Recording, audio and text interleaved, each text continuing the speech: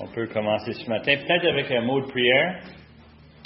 Père éternel, on veut te remercier pour le fait que tu as envoyé ton Fils. Et son Fils est mort sur la croix, payer nos péchés. C'est un privilège ce matin de regarder ta parole, que tu te révèles à nous à travers ces mots. Et on te remercie pour l'apôtre Paul qui les a écrits et qui les a présentés de cette façon ici. On te remercie pour ton Saint-Esprit qui l'a guidé et puis est là pour nous instruire, pour nous guider. Et Seigneur, nous sommes bénis ce matin d'être ensemble et on veut te donner toute la gloire à toi. Au nom de Jésus. Amen. Éphésiens 5. Le passage que j'ai, c'est chapitre 5, verset 22 jusqu'à 33, mais je vais tricher. J'ai vu bien comment Matthieu a présenté le passage précédent la semaine passée. Si vous ne l'avez pas entendu, si vous n'étiez pas ici, c'est sur le site web. Je vous encourage, c'est bien. Mais comme moi j'ai taquiné Matthieu et je taquine Nicolas souvent, comme enseignant, comme prédicateur, on n'a jamais assez de temps. Il y a tellement d'informations, tellement de choses à nous instruire. Et on va commencer avec verset 21, le dernier verset que Matthieu avait la semaine passée. Il conclut cette introduction à Éphésiens 5 avec verset 21, « Vous soumettant les uns aux autres dans la crainte de Christ. Femmes, soyez soumis à vos maris comme au Seigneur, car le mari est le chef de la femme, comme Christ est le chef de l'Église, qui est son corps et dont il est le Sauveur. Or, de même que l'Église est soumise à Christ, les femmes aussi doivent être à leur mari en toutes choses. » Verset 25. « Marie, aimez vos femmes comme Christ a aimé l'Église et s'est livré lui-même pour elle, afin que le sanctifier par la parole, après l'avoir purifié par le baptême d'eau, afin de faire paraître devant lui cette Église glorieuse, sans tache, ni ride, ni rien semblable, mais sainte et irrépréhensible. C'est ainsi que les maris doivent aimer leur femme comme leur propre corps.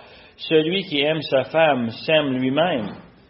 Car jamais personne n'a haï sa propre corps, mais il la nourrit, il en prend soin, comme Christ le fait pour l'Église, parce que nous sommes membres de son corps. C'est pourquoi l'homme quittera son père et sa mère et s'attachera à sa femme, et les deux deviendront un seul chair. Ce mystère est grand, je dis cela par rapport à Christ et à l'Église. Du reste, que chacun de vous aime sa femme comme lui-même, et que la femme respecte son mari. C'est un passage qui est un peu abusé. C'est un passage qui est souvent mal compris. Pourtant, c'est tellement simple, c'est tellement de base, mais c'est un passage qui est en conflit. Conflit avec tout ce qu'on enseigne dans le monde. Je ne sais pas si vous constatez, mais souvent, et je dis souvent parce que je suis un peu naïf, mais la réalité, c'est que la parole de Dieu est toujours en conflit avec la sagesse du monde. Des fois, on veut être en paix et on fait toutes sortes de concessions dans la vie, mais il semble que la parole de Dieu, jamais elle fait des concessions, quoi que ce soit. On lit la parole de Dieu et on est tenté de dire, mais moi, je vois, mais moi, je pense, moi, je crois. Malheureusement, le monde ne vous appartenait pas. C'est pas à moi ce monde ici, c'est à l'Éternel. C'est lui qui l'a créé, c'est lui qui l'a planifié avant même la fondation de l'univers. Il a tout pondu, il a tout préparé. C'est à lui la gloire et c'est à lui la façon qu'il pense. Non, ça c'est juste une condition à laquelle on peut prendre ce passage ce matin, mais c'est beaucoup plus profond que cela. Quand Dieu parle, c'est parce qu'il y a un besoin véritable. Chaque fois qu'on ouvre les Écritures, qu'on lit les Écritures, Dieu est en train de nous parler de quelque chose. Cette semaine, Déjeuner des hommes, on a parlé des rois méchants en Juda. Et tout le long, en rentrant chez nous, j'avais une bonne demi-heure de route, j'ai pensé à ce passage-là. Puis, qu'est-ce que le Seigneur veut me dire par Joachim et toutes ses parentés? On en a parlé, et on a parlé long et large, pour en arriver à savoir que Dieu veut que j'apprenne quelque chose. Il y a un besoin dans ma vie, dans le monde dans lequel je vis, où est-ce que ça s'applique. Les Écritures sont ici préservées, conservées, pour que chacun de nous, on puisse le lire 2000, 3000 années après que ça a été écrit. Et pourtant, c'est incroyable, mais c'est vrai. Dieu l'a préparé, l'a conservé pour moi et pour vous. Et lorsqu'on lit les Écritures, c'est bien facile de dire, ce passage-là, c'est pour Richard. Ce verset-là, ça, c'est pour Jacques, celle-là. Non. Hey, c'est facile de faire ça, n'est-ce pas? Mais la réalité, c'est que quand on ouvre les Écritures, c'est pour nous. Dieu se révèle à nous. Que ce soit un petit prophète comme Osée, ou que ce soit une grande doctrine comme Romain, peu importe ce qu'on ouvre, c'est pour nous. Et je mets de l'emphase là-dessus pour qu'on puisse regarder les Écritures avec une perspective divine et non personnelle. Moi, je sais qu'il y a des passages que j'aime beaucoup. Nick m'a donné un pour enseigner, et puis j'ai dit, j'aime tellement ce passage-là. Pourquoi? Parce qu'en plein milieu, c'est mon verset préféré. La semaine suivante, il dit, Dan, je me suis trompé, c'est pas ce passage-là.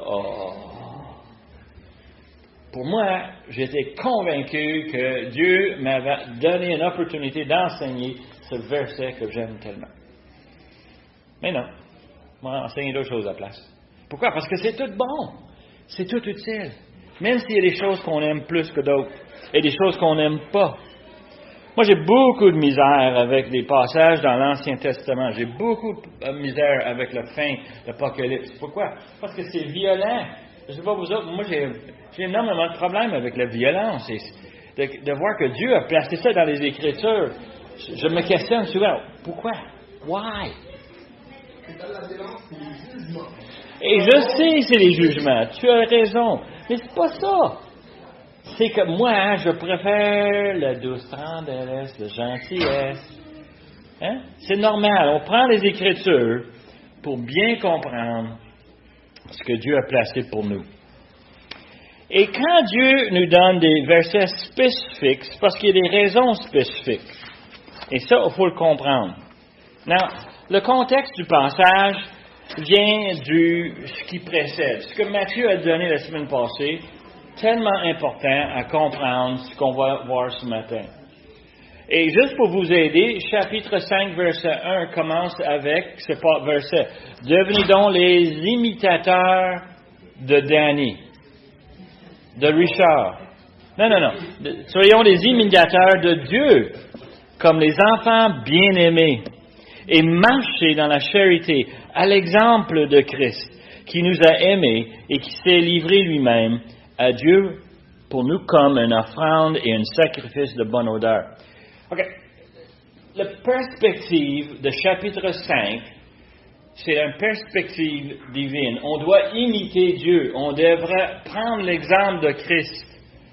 Et c'est bien fun qu'il commence avec ça, mais c'est le thème avec tout. On a cousu la semaine passée et ce qu'on va voir cette semaine, ce qu'on va voir la semaine prochaine en chapitre 6, tout vient de cette relation qu'on a avec Dieu et cette relation qu'on a avec Christ. Now, il faut comprendre qu'il donne un indice ici qui va nous aider à interpréter ce qui s'en vient. Il dit que Christ s'est donné quoi? Un sacrifice de bonne odeur. On parle ici de sacrifice. Il y a des choses qui s'en viennent que ce ne sera pas facile. OK? Si j'ai 100 000 $ et je vous donne 1 000, est-ce que c'est un sacrifice? Pas vraiment, hein? C'est juste un petit montant, 1%. C'est pas grave, c'est pas dur. J'arrive à l'église, on passe l'offrande, je fouille dans mes poches, je sors un billet et je le mets dans l'offrande. C'est-tu difficile à faire? Non. Il n'y a aucune sueur, il n'y a pas de sang qui a coulé. Sacrifice coûte quelque chose. Et justement ici, l'exemple qu'on a, on a l'exemple de Jésus-Christ qui s'est donné lui-même pour nous. Now, verset 17 nous a dit que c'est pourquoi ne soyez pas inconsidérés, mais comprenez quelle est la volonté du Seigneur. Si on va être l'imitateur de Dieu, ça va aider énormément si on comprend c'est quoi sa volonté. Nous ne sommes pas des robots, ok? Les Écritures ne s'attendent pas que nous, on agisse en robotique. Je vais faire ce que la parole de Dieu me dit fidèlement, sans avoir une compréhension, sans comprendre ce que Dieu veut. Non, c'est pas ça qu'il veut. Et d'ailleurs, c'est pour ça qu'il y a 66 livres dans la parole de Dieu. Il y en a plein d'informations pour qu'on puisse comprendre la volonté de Dieu, la motivation. Pourquoi Dieu fait qu'est-ce qu'il fait? Pourquoi est-ce qu'il demande de moi une obéissance dans tel domaine? C'est parce que Dieu a une raison, une volonté. Et Paul ici, il dit, c'est important qu'on comprenne la volonté de Dieu. Et verset 18, il donne un autre indice qui est très important, c'est que tu n'es pas capable de le faire toute seule, soyez remplis du Saint-Esprit. On ne peut pas le faire sans que le Saint-Esprit vit en dedans de nous. Moi, je vois des collègues de travail qui ont des problèmes familiaux, toutes sortes de difficultés, des situations vraiment pénibles. Et la première chose que je pense, où est le Saint-Esprit? Il n'est pas là. Il n'est pas là. Oui, par des efforts humains, on peut être gentil. Oui, par des efforts humains, on peut faire des bonnes choses, des bonnes actions. C'est faisable, le monde le fait. Mais la réalité, c'est que le conflit est là parce que le Saint-Esprit n'est pas là pour amener justement la volonté de Dieu. Dans verset 21, nous donne un autre indice dans ce chapitre, la soumission. Vous soumettant les uns les autres dans la crainte de Dieu. Richard m'a dit avant la classe, on soumet l'un les autres par l'amour. J'aimerais ça être capable de le faire. Et des fois, j'ai de la misère à le faire. Pourquoi? Parce que je m'aime plus que vous autres. C'est normal. J'ai besoin de Saint-Esprit pour me guider. J'ai besoin de la crainte du Seigneur. Pourquoi? Parce que le Seigneur a dit, hey, je veux te bénir, mais je vais aussi te châtier si tu désobéis. Et on a cette notion, on a parlé de ça, la conséquence du péché, il y a un prix à payer.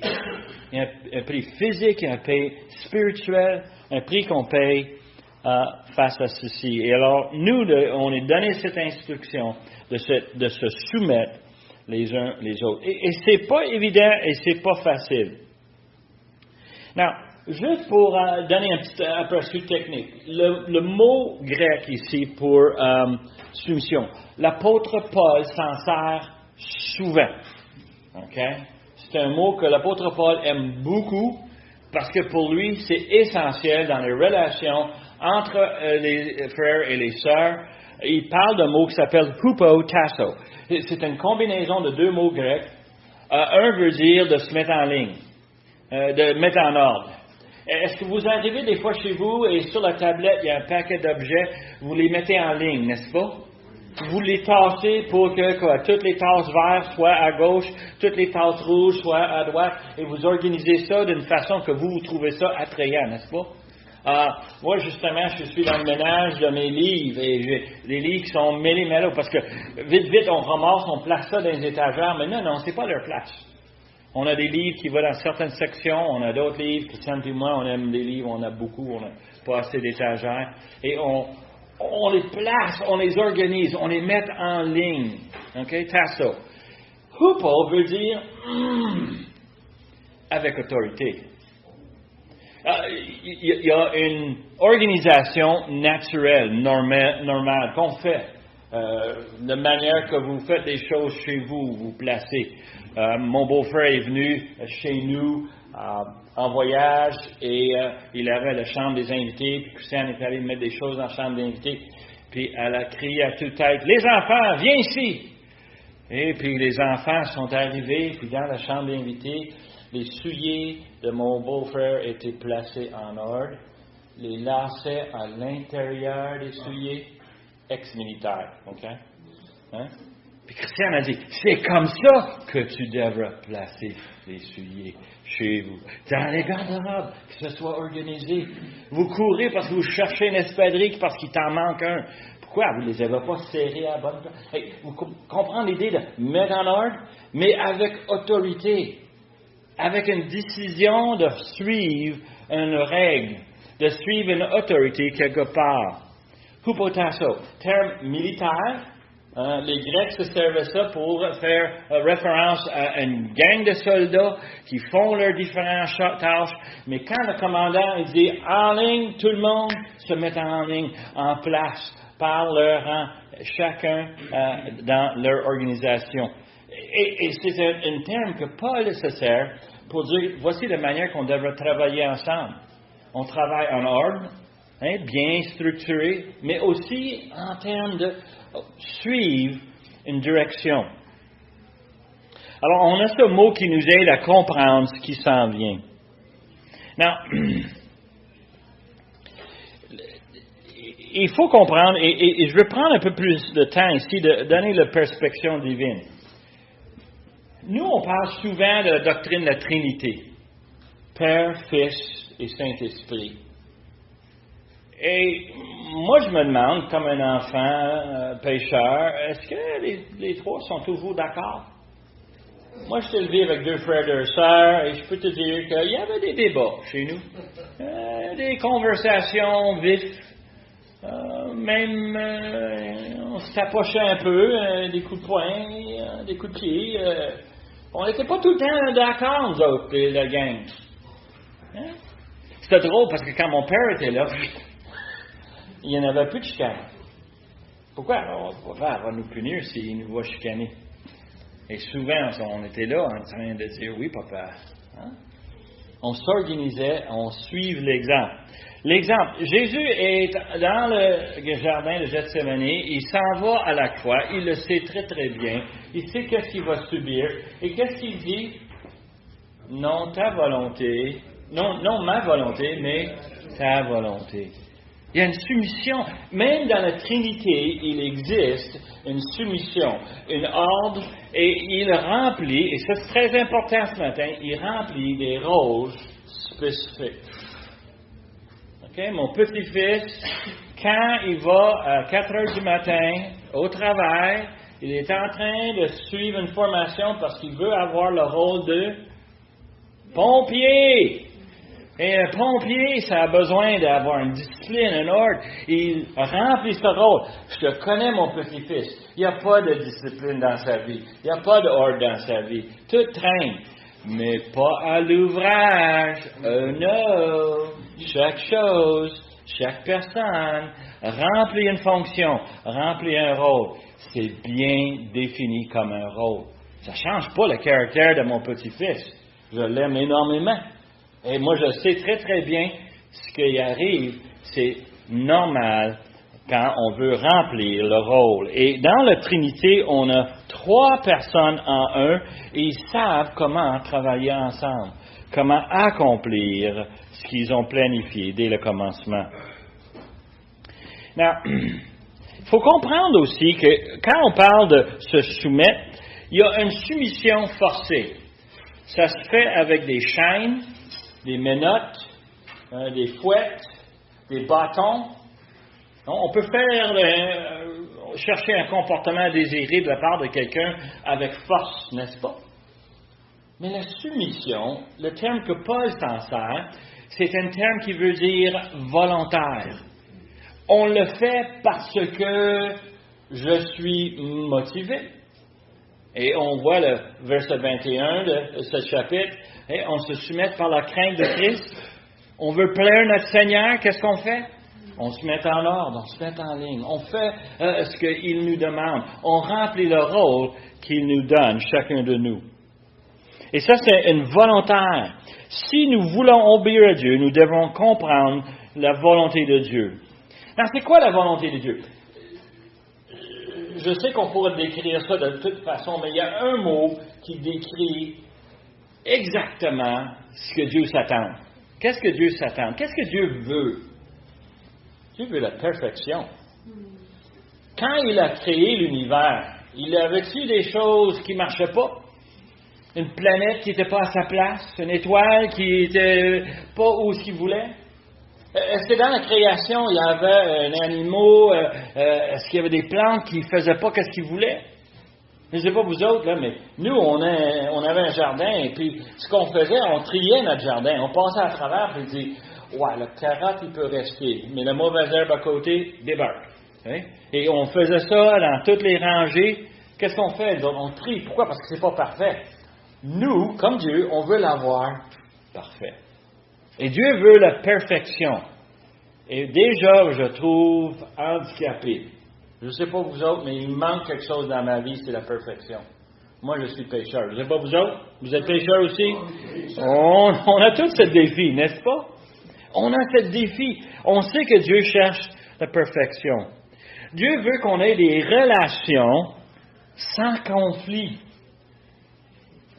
C'est incroyable comment est-ce que les gens peuvent être agressifs. Et ce n'est pas nécessaire. On peut être très gentils l'un envers l'autre.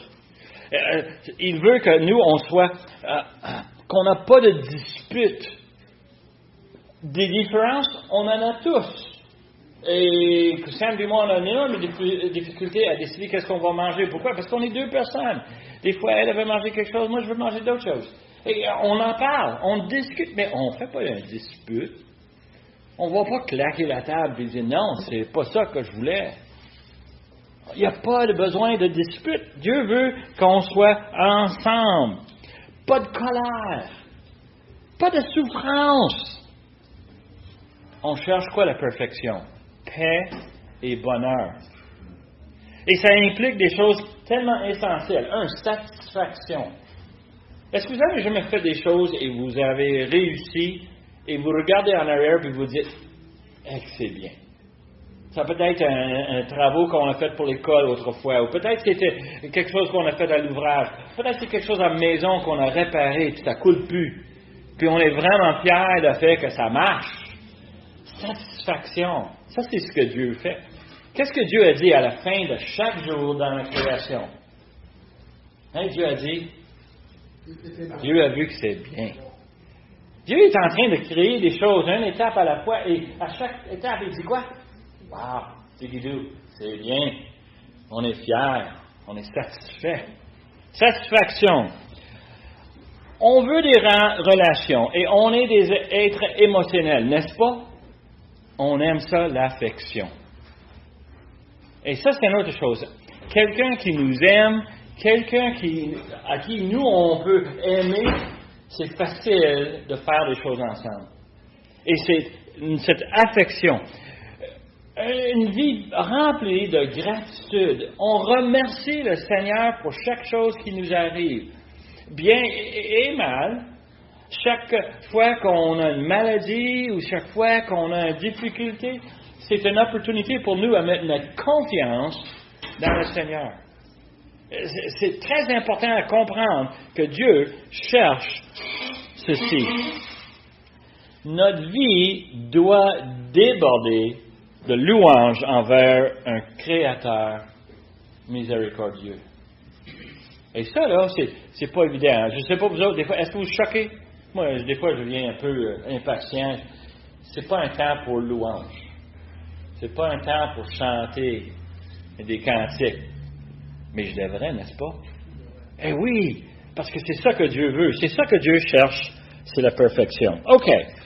Ça, c'est vraiment toutes les conditions pour lesquelles on peut se prendre le temps de saisir ce qu'on s'en vient. Alors, on tourne dans les Écritures, mais moi, je triche. Moi, je retourne à Genèse chapitre 2. Pourquoi? Parce que de Genèse 1 jusqu'à la fin de Genèse 2, nous avons la perfection.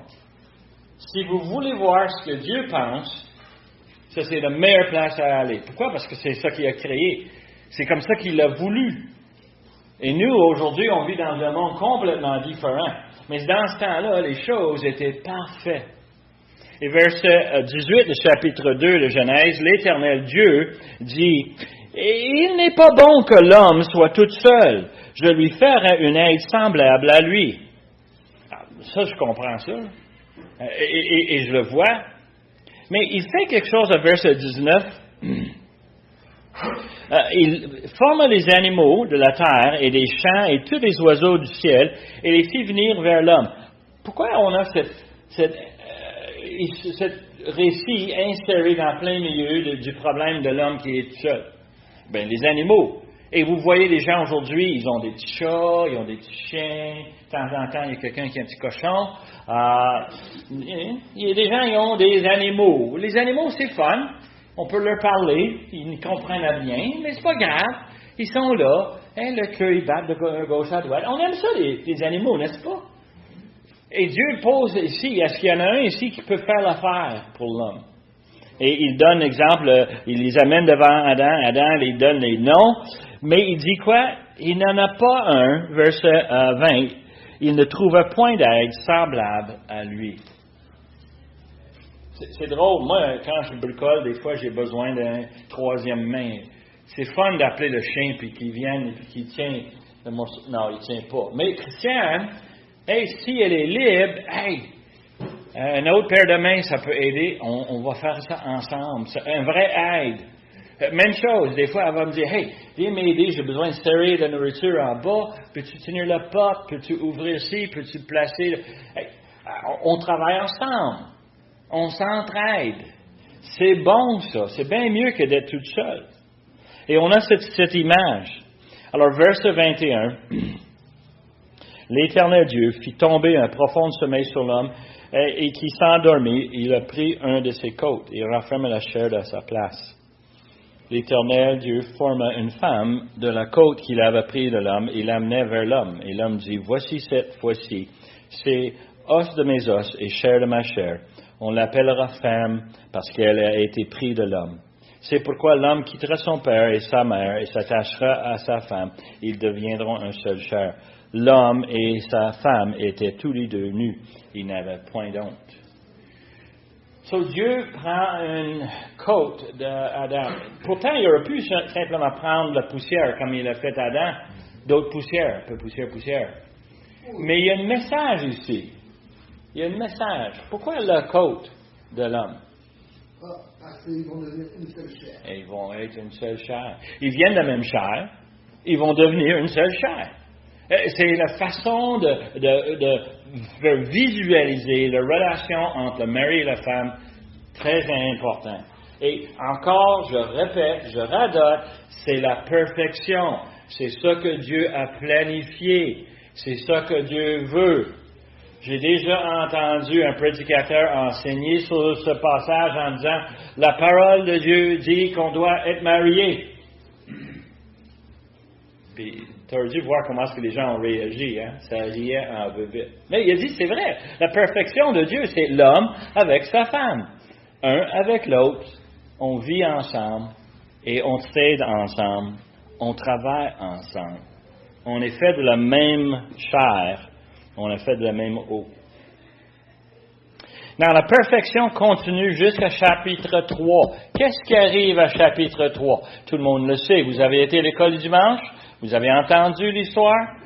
Qu'est-ce qui arrive à chapitre 3? La perfection est brisée quand Ève désobéit et elle prend le fruit.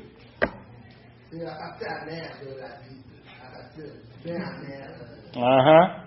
Mais elle n'est pas seule dans cette situation. Et on va voir un peu. Le péché d'Ève, c'était quoi? De prendre le fruit? Oui. Mais avant de prendre le fruit, elle a fait quelque chose, ou disons qu'elle n'a pas fait quelque chose qu'elle était censée de faire. Et c'est d'en partager avec son mari. Chérie, Adam, il y a un serpent qui me parle ici, puis il me dit qu'on devrait être capable de manger ce fruit-là. semble pas avoir aucune collaboration. On a laissé de côté la perfection que Dieu avait dit, c'est qu'on est ensemble, et là, elle a décidé de faire à sa tête. Et c'est intéressant, le péché d'Adam, il a mangé le fruit lui aussi, n'est-ce pas? Mais c'est pas ça que Dieu dit. Dieu dit à l'homme quoi? Il dit, parce que tu as écouté ta femme. Moi, je trouve ça incroyable. Ça veut dire que nous, les hommes, on ne devrait pas écouter nos femmes? C'est que nous, on devrait servir de notre cerveau et dire, non, chérie, Dieu a dit, on ne mange pas, on obéit à Dieu. On a un rôle à faire, on a un rôle à remplir comme mari. Okay? Et c'est très important de comprendre d'où est venu le péché. Now, la punition, c'est drôle, la punition pour les dames, c'est la souffrance, la douleur d'enfantement. Je n'ai jamais accouché, je ne peux pas en témoigner. Chaque fois qu'on parle de ça, moi d'habitude, je me tasse et je laisse mon épouse décrire la douleur. La douleur lors de notre deuxième enfant, j'étais là à l'accouchement et mon épouse m'a pris par la gorge. Et il m'a dit, pourquoi tu m'as pas fait penser à toute la douleur quand on a eu Nicolas? Et moi j'ai dit, moi j'ai pas senti de douleur, mais maintenant j'en ai un petit goût. Hey, c'est une punition. Dieu, dans sa perfection, je suis sûr qu'il voyait l'accouchement comme étant une expérience agréable, non douloureux. Je suis sûr que Dieu avait un plan autre, mais ici, il a dit quoi? Non, à cause du péché, on va souffrir. Et ensuite, il dit, tes désirs porteront vers ton mari, mais il dominera sur toi. Ah, mais c'est toute une conséquence qu'on donne à la femme, n'est-ce pas? Pourquoi ça?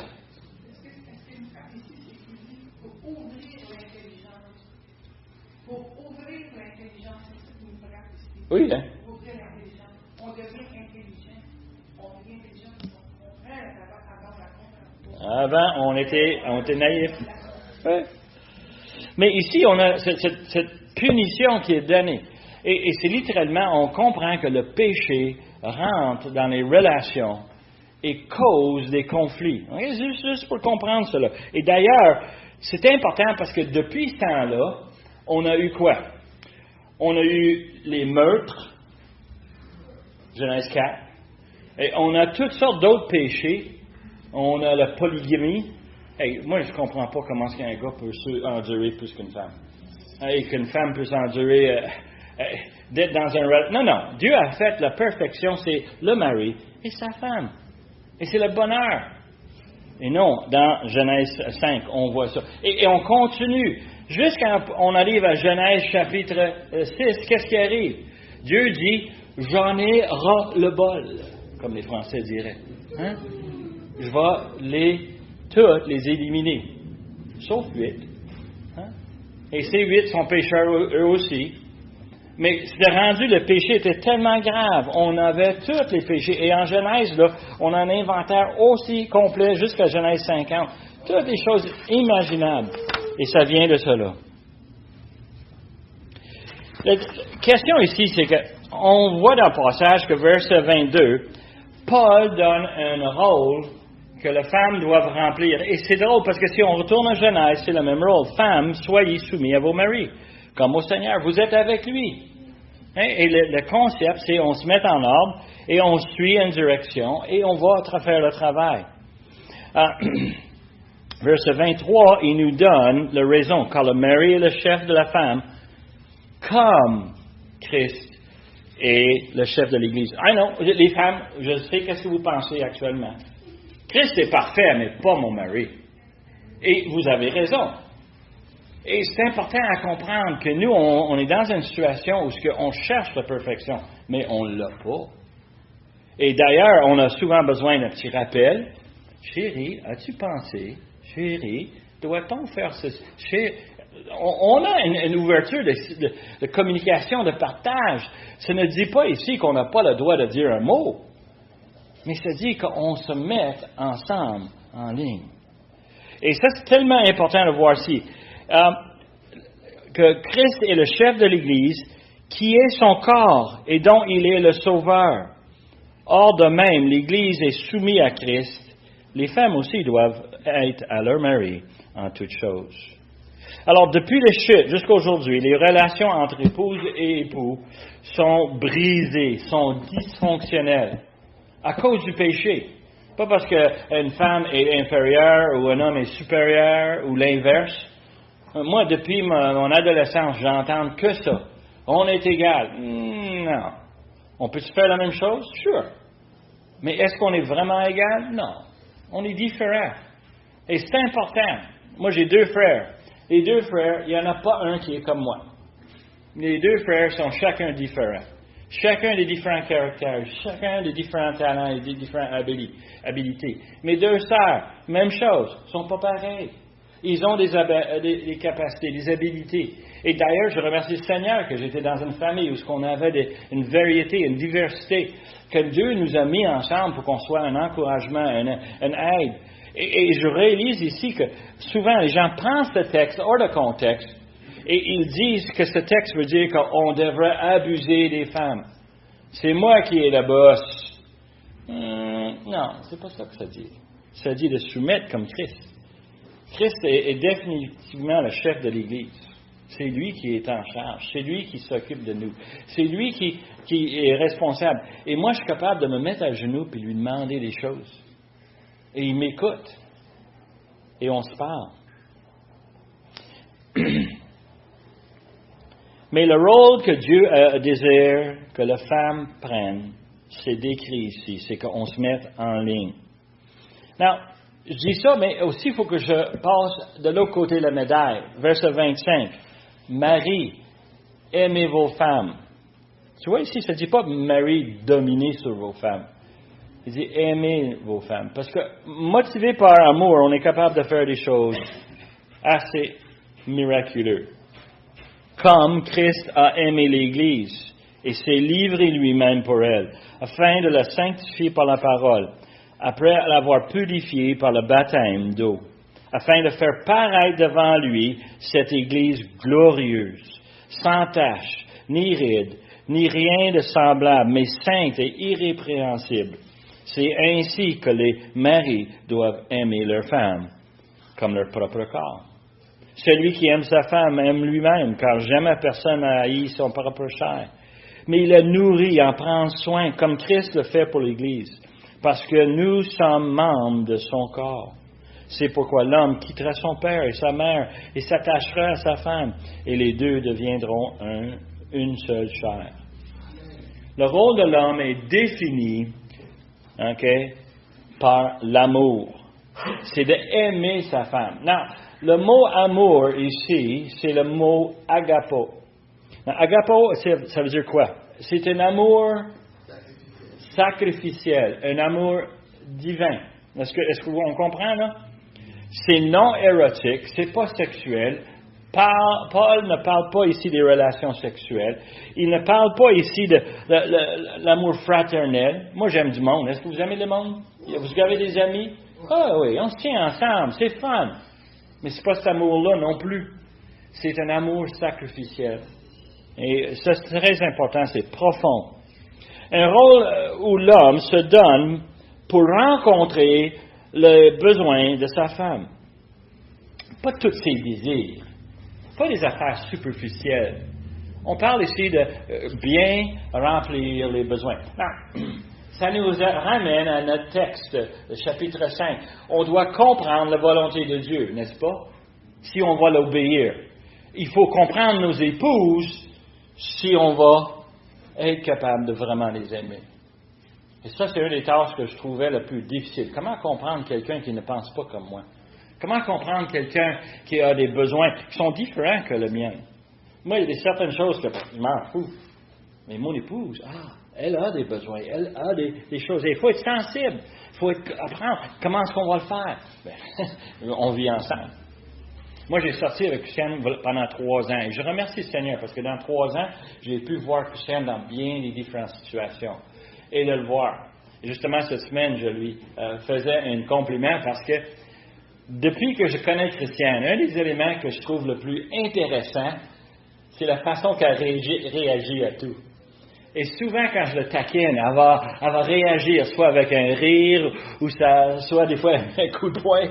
Et j'aime ça parce que c'est elle, ça. C'est ça que j'ai aimé quand j'ai sorti avec Christiane. C'est qu'elle voyait quelque chose arriver, puis elle dit « Hey, check ça! » Ou elle voyait quelque chose qui était vraiment dégueulasse. « Oh, c'est ton méchant! » J'aime ça. Pourquoi? Parce que je le comprends. Et dans un sens, il y a tellement de personnes que je vois autour de moi, on dit allô, on dit bonjour, on se voit souvent, mais j'ai aucune idée qu'est-ce qu'ils pensent. J'ai aucune idée qu'est-ce qu'ils font. Mais mon épouse, c'est pas pareil. Mon épouse, je lui dois tout. Hein? Et elle est spéciale. Il faut le comprendre pour être capable de l'aimer. Quand on sait très bien, je vous donne un exemple flagrant, j'en parle souvent, Christiane le sait très bien. Mon épouse, elle haït ça, conduire une auto. Dieu lui a donné un mari qui adore ça, conduire une auto. So, quand Christiane a dit, est-ce qu'on peut aller? Sure! Où est-ce que c'est? Ah, je sais pas, on va le trouver. Elle, ça le rassure qu'il y a quelqu'un qui s'occupe de ça. Qu'elle n'a pas besoin. Pourquoi? Parce que c'est un des besoins que Christiane a besoin, d'être rassurée. Et de chacun de nous, lorsqu'on a un époux, une épouse, on doit prendre le temps de le comprendre. Pourquoi est-ce que Dieu a pas dit aux femmes d'aimer vos maris et ensuite de les soumettre? Pourquoi Paul disait ça? Et ça, c'était une des questions que moi j'avais. Parce que littéralement, on s'attend à une soumission mutuelle. Un des meilleurs documents que j'ai lus, écrit par John MacArthur, c'était la soumission mutuelle dans le mariage. Et l'idée, c'est que, hey, on est ensemble. On travaille ensemble. On se donne l'un à l'autre. Pourquoi est-ce qu'il n'a pas dit à la femme, aimez vos maris? Moi, je pense que c'est parce que les femmes aiment de nature. C'est dans leur ADN. Il a cette nature d'aimer. Ils ont un mari qui fait des choses, ben on aime ça. Un mari qui nous donne des cadeaux, on aime ça. Un mari qui nous dit des bonnes choses, on aime ça. C'est naturel. Nous, les hommes, ça passe par-dessus, right? Dans une oreille, il se sort de l'autre, puis on est souvent indifférent lorsque notre épouse est beaucoup plus sensible. C'est des exemples qu'on trouve souvent chez les hommes et les femmes. Le rôle de l'homme, c'est de se forcer à l'aimer. Pourquoi? Parce que des fois, mesdames, bouchez les oreilles, OK? Des fois, les femmes ne sont pas si aimables que ça. OK? Chez nous, on appelle ça le syndrome des bigoudis. On marie une femme qui est tellement jolie, tellement belle, elle sent bon. On se marie à un mariage, une cérémonie, et dans une robe superbe. Et on a un temps fantastique ensemble. Mais le lendemain matin, on se lève et elle a des bigoudis dans les cheveux, et on dit, what happened? Oh, man. Moi, j'ai l'impression que des fois, on est obligé de se forcer, comme Christ s'est forcé pour nous aimer quand on était encore pécheurs, puis il dit, je vais l'aimer. C'est un choix qu'on fait comme homme, d'aimer son épouse, peu importe ce qui arrive. Peu importe ce qu'il dit. Si elle brûle les toasts, c'est pas grave, je l'aime encore. Est-ce qu'on est d'accord? Et tu vois un peu l'orientation de l'apôtre Paul, il prend les caractéristiques qui sont plus naturelles et de dire quoi? On va surmonter ces choses-là parce qu'on vise un objectif qui est la perfection que Dieu avait stipulée dans le chapitre 2 de Genèse. Il dit ici, il donne un rôle à l'homme et dans un cadre où un homme doit chercher ce qui est bien pour son épouse. Des fois, c'est pas évident, mais on doit chercher le bien malgré ce qu'elle pense. Je ne sais pas si vous comprenez. Moi et mon épouse, on a eu souvent des conversations et j'essaie de lui convaincre de certaines choses. Et j'ai constaté très très tôt dans le mariage que parler, ça ne vaut pas grand-chose. Des fois, il faut lui montrer. Et des choses qui arrivent où après un certain temps, Christiane m'a dit, « Hey, j'ai pas compris ça. Là, je le vois et hey, c'est tellement bien. » Oui, mais tu le voyais pas. Et c'est ma job de communiquer d'une façon différente pour que tu puisses voir où est-ce qu'on s'en va avec telle affaire. une des choses, Christian et moi, on parle souvent de ça. Dans le mariage, notre première grande différence, c'était quoi? L'argent. Christian pensait on devrait faire certaines choses avec l'argent. Moi, je pensais à d'autres choses. Et ça a pris des expériences ensemble pour être capable. Découvrir que Christian, c'est une personne qui aime le détail, elle travaille bien le détail. On fait un budget et elle est capable de suivre le budget vraiment proche. Mais elle avait des difficultés à faire certaines décisions. Mais on fait un budget annuel. Est-ce que vous avez fait ça? On prend l'an au complet puis on détermine.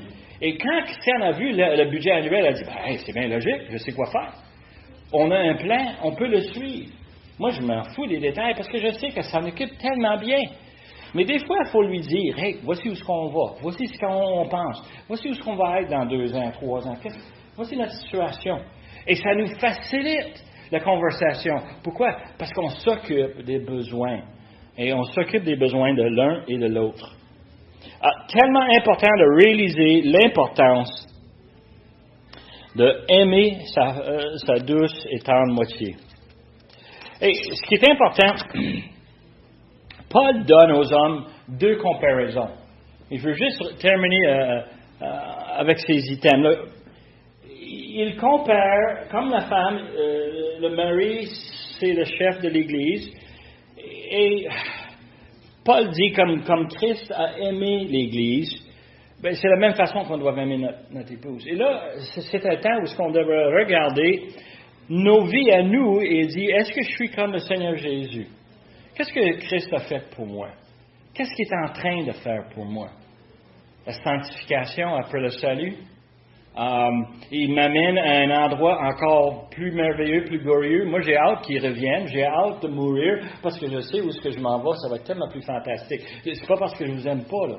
C'est pas parce que j'aime pas ce que Dieu m'a donné ici sur la terre. Mais je sais qu'au ciel, ça va être encore meilleur. Je suis capable de voir ceci et je sais que c'est Christ qui a préparé une place pour moi. Hein? Christ a aimé l'Église et moi, je dois aimer mon épouse avec ce même amour. Et la deuxième comparaison, c'est comme on aime notre propre corps. Qui ici aime pas son corps? Un de mes enfants me l'a dit, un enfant adulte, a dit, Papa, je m'aime. En mangeant quelque chose de délicieux. Hein? Et moi, j'ai dit, pourquoi tu as choisi ça? Parce que je m'aime. Ça va être bon. Ça va goûter bon. Ça va être... On s'aime, n'est-ce pas? Si on a un écharpe, c'est quoi notre préoccupation qu'on fait? On veut l'enlever puis ça presse, n'est-ce pas? Si on a une blessure, hein? J'ai un ami qui a souffert énormément cette semaine, et moi, la première question que j'ai dit, es-tu allé à l'urgence? Et il m'a dit non. J'ai dit, il faut que tu ailles à l'urgence. Son père est médecin. Et alors, il dit, je vais aller parler avec mon père. Il parle avec ton père, mais il faut que tu ailles à l'urgence. 2 jours plus tard, je lui contacte et je dis, puis, qu'est-ce que ton père a dit? Mon père m'a dit d'aller à l'urgence. Il faut s'occuper de la blessure. La blessure est grave. C'est important, Rayon X. Il faut savoir qu'est-ce qu'il y en a. Il faut soigner. Nous, aujourd'hui, on est bénis. On a toutes sortes de façons de s'occuper d'une humaine. Moi, j'ai une réaction à cause du diabète où j'ai le pot qui me pique. Hein? Et Christiane avait trouvé un produit que j'applique et ça marche. Et c'est à moi, je ne partage pas. Pourquoi? C'est pour mon bien. Quand ça me gratte, j'ai de quoi aujourd'hui? Je m'aime mon corps, je m'en occupe de mon corps, je fais ce que je dois faire pour mon corps. Cette notion de s'aimer son épouse comme son propre corps, elle a un besoin, on s'en occupe. Hein? On prend soin de ce que Dieu nous donne. Verset 32, on termine ici avec un verset qui est très important, un point que je trouve qu'on néglige souvent. Et en négligeant, on manque, en fin de compte, l'objectif de ce passage. Verset 32. Ce mystère est grand, je le dis par rapport à Christ et à l'Église. Du reste, que chacun de vous aime sa femme comme lui-même et que la femme respecte son mari. Un mystère, un terme biblique, mystère. C'est quoi mystère? C'est des choses cachées qui sont révélées. OK? C'est quelque chose qui est secret et qui maintenant est exposé. Et ce n'est pas les relations des hommes et des femmes duquel Paul parle ici, c'est la relation avec Christ et l'Église. Il faut comprendre que la perfection dans Genèse 2, qui est l'objectif qu'on doit rechercher dans nos foyers, qu'on devra rechercher dans nos relations, soyons soumis les uns les autres. L'idée ici, c'est qu'on parle d'une image importante qui nous aide à comprendre qui est Dieu, comment Dieu pense, c'est quoi la volonté de Dieu. L'image qu'on a, c'est Christ et l'Église. Et ce que nous sommes en mari et femme, ce sont des témoins de la volonté de Dieu. Nous démontrons qu'est-ce que Dieu veut à tout le monde autour de nous qui n'ont aucune idée, qui n'ont aucune intention de courir après la volonté de Dieu. Mais nous, on est devant leur face. Souvent, les gens avec qui j'ai travaillé à travers les années posaient des questions sur moi et Christian. Comment ça fait que vous êtes comme ça? Et moi, je leur dis ça, mais Dieu nous a mis ensemble. Dieu nous a donné son Fils, payé nos péchés. Nous, on a cette vision de qui nous sommes par rapport à ce que Dieu a fait pour nous. Et là, on est capable de leur dire, voici ce que Dieu donne à nous, la grâce, la compréhension, la discussion, l'ouverture de parler franchement l'un avec l'autre, en sachant qu'on ne sera pas choqué avec l'un ou choqué avec l'autre. Et nous, moi et Christiane, on a souvent des discussions assez vives, n'est-ce pas, chérie? On se pardonne. Hey, t'es excité, t'es énervé, c'est normal. Moi, je suis calme. Mais vous voyez la situation? Les païens n'ont pas ça. Ils sont pleins d'amertume. Est-ce que vous avez jamais entendu parler des divorces? All right? C'est assez courant. Et il y a un film que j'ai vu que je trouvais ça drôle, mais triste, ça s'appelle La guerre des divorces. Et littéralement, comment est-ce qu'on peut se faire le tort l'un envers l'autre? Et c'était méchant, c'était malin. C'est pas ça la perfection que Dieu désire. Dieu désire la relation comme Christ avec son Église. Et c'est ça que Dieu... C'est un cancer qui nous brûle à l'intérieur. Comme ça nous prend, ça nous ronge. Et ça, c'est important de comprendre ceci. Dieu, c'est pas ça qu'il voulait. Et nous sommes l'Église. Nous sommes quelque chose qui ne se trouvait pas dans l'Ancien Testament. Tu ne trouves pas l'Église nulle part. Pas comme on a dans le Nouveau Testament, c'est révélé à nous. Le mystère est là pour nous. Nous sommes... On n'est pas Israël. Il y a des gens qui essaient de dire que l'Église, c'est bien Israël. On est complètement, radicalement différent. Dieu, pour Israël, était un Dieu à qui on doit l'obéissance. Et nous, on est les enfants de Dieu. Nous, regardons Dieu avec obéissance, oui, parce que quoi? On est rempli de gratitude pour ce qu'il a fait pour nous. Il a pardonné nos péchés. Et il nous a mis dans son Église, ensemble. Romains 8, verset 17 nous dit, « Or, nous sommes enfants, nous sommes aussi héritiers de Dieu et co-héritiers de Christ. Et toutefois, nous souffrons avec lui afin d'être glorifiés avec lui. » C'est ça l'Église. On est là pour lui donner honneur, de lui donner gloire.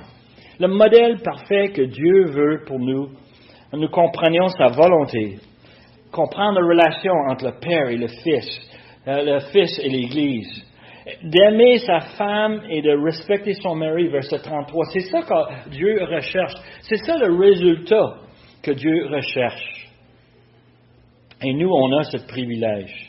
Et à travers cela, nous, on peut donner gloire à Dieu, le Père, et à son Fils. En vivant comme Dieu, nous proclamons sa bonté, sa paix, son miséricorde à tout le monde autour de nous. C'est incroyable quel point d'ouverture d'inviter les gens chez vous, de prendre un repas. La première chose qu'on fait, on remercie le Seigneur pour nous mettre ensemble, pour nous donner cet repas délicieux, pour qu'on puisse le partager et de remercier le Seigneur. Et les gens vont nous garder avec le quoi? Bouche bée. Parce qu'ils ne comprennent pas qu'est-ce que c'est la perfection de Dieu, mais ils vont le voir. Prions. Père éternel, on veut te remercier pour ta parole qui est devant nous. Seigneur, il y a tellement de bonnes choses ici à mettre en pratique dans nos vies, dans nos témoignages. Père éternel, tu nous donnes une opportunité de rechercher la perfection que tu as créée au commencement. Quel honneur, quel privilège. Seigneur, on demande que tu nous donnes des opportunités d'en parler cette semaine. Et aide-nous à mettre ça en pratique fidèlement. On demande ces choses par le nom de Jésus. Amen.